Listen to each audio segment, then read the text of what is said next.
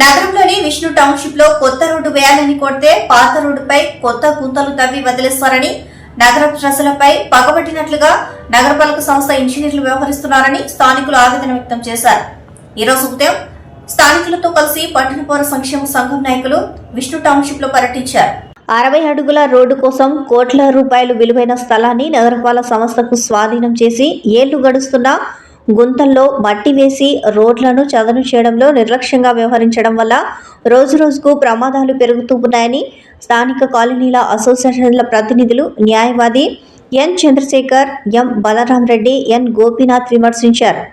ఈ సందర్భంగా వారు మాట్లాడుతూ గుంతలు పడ్డ 60 అడుగుల రోడ్డుపై కొత్త రోడ్డు వేయాలని నగరపాలక సంస్థ అధికారులను కోరగా పాత రోడ్డుపై కొత్తగా గుంతలు తవ్వి వదిలేస్తారని, దీనివల్ల రోజు ప్రమాదాలు జరుగుతూ ఉన్నా సంబంధిత ఇంజనీర్ కాంట్రాక్టర్లు స్పందించడం లేదని ఆవేదన వ్యక్తం చేశారు. పట్టణ పౌర సంక్షేమ సంఘం నాయకులు ఎరిగినేని పుల్లారెడ్డి మాట్లాడుతూ నగరంలో రోడ్లలో మరమ్మతుల పేరుతో గుంతలు తవ్వి వదిలివేయడంతో ప్రజలు ఇబ్బందులకు గురవుతున్నారని అన్నారు. సమస్యలపై స్పందించకపోగా పట్టనట్లుగా వ్యవహరిస్తున్నారని విమర్శించారు.